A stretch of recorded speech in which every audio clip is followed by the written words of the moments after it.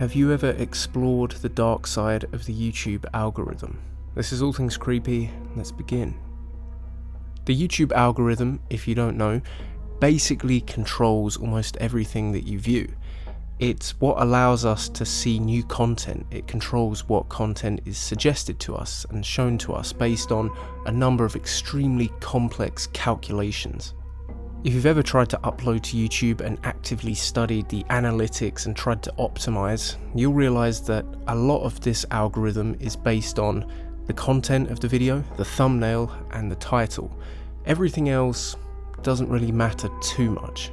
So naturally, when YouTube, such a large and vast platform, is trying to moderate its content, often automatically, it will use these three main features. So in theory, to escape and evade moderation, you just need to slip through the cracks in these three aspects. And considering how much resources YouTube has available to moderate such a large amount of content, you could probably do so just by disguising one or two of these aspects. Today we're going to be talking about a particular trend that attempted to do just that.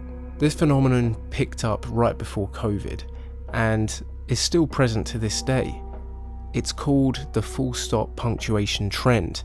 Videos will either feature the word full stop punctuation or some variation of that, maybe even the grammar itself, and sometimes obscure Arabic phrases that are loosely related to it. Then typically you'd have a warped, weird looking thumbnail with a humanoid face that had been edited to look very creepy.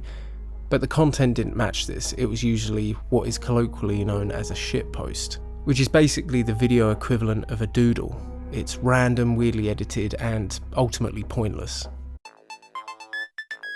However, amid some of these videos, there were some genuinely frightening scenes, and YouTube didn't seem to pick up on them. A lot of these videos were ultimately traced to the dark web. Someone had ripped them from there, re-uploaded them to YouTube, using this loophole in the algorithm. Now, at the time of making this video, most of them are taken down. I'm sure if I dug deep enough, I could find one, but I wouldn't be able to show you it anyway, because this video would get taken down because I'm not using this loophole or any kind of loophole.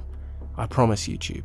But these videos were quite eerie. It was all implied, but it was definitely enough to get you kicked off of YouTube if you were to just upload it normally. One of the creepiest videos that I've been sent multiple times from the full stop punctuation trend is this one here.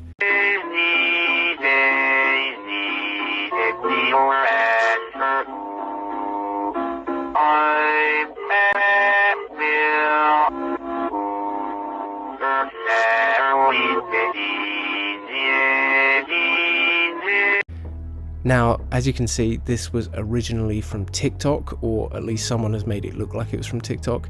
It shows someone with weird facial features, really disproportionately large eyes and mouth, moving back and forth, pulling faces as Daisy Bell plays in the background. Now, Daisy Bell is a song from the 1960s, which showed the first ever use of a synthetic voice.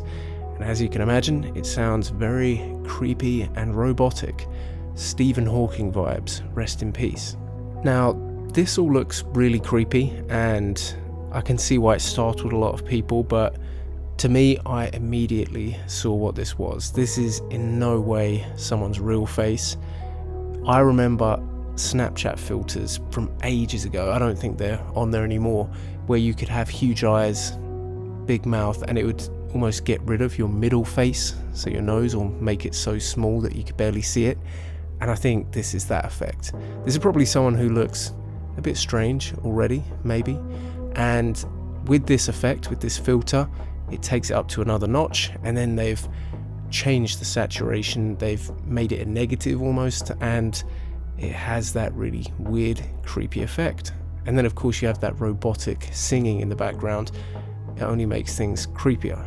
But yes, I don't think this is anything to be alarmed about. It's just someone who, I guess quite creatively, has made a creepy video out of Snapchat filters.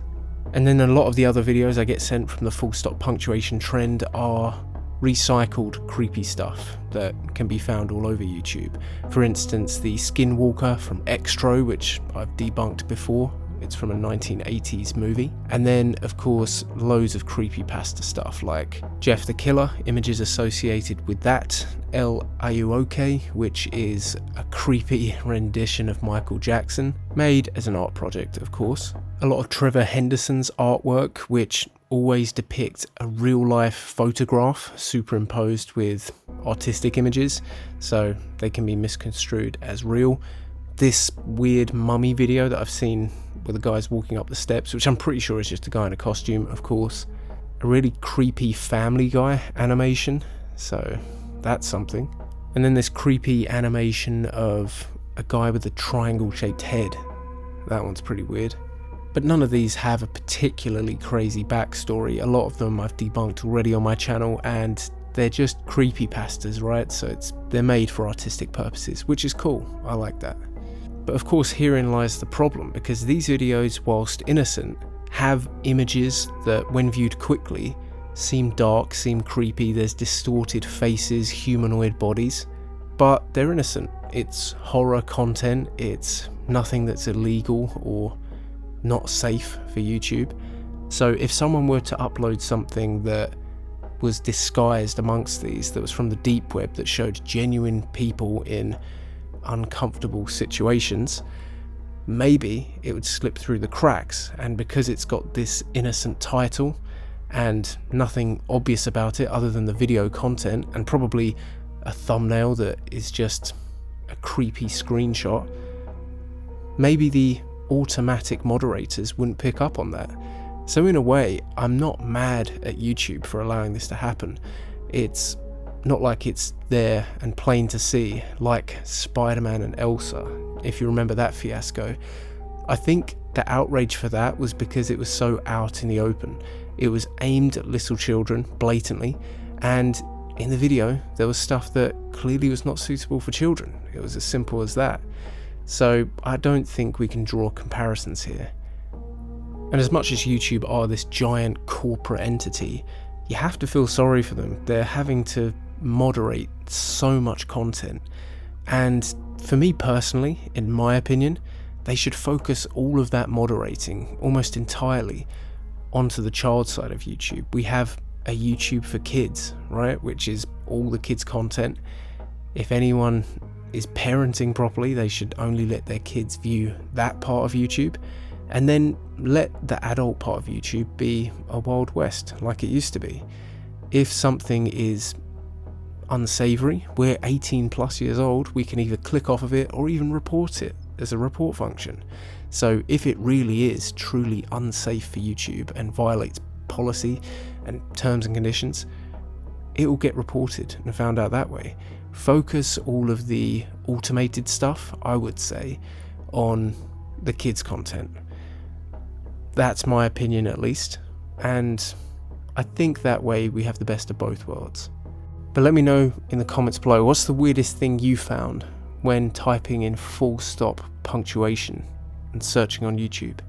Like the video if you did, share it with a friend, hit the bell for notifications, and of course, if you haven't already, subscribe for more creepy content.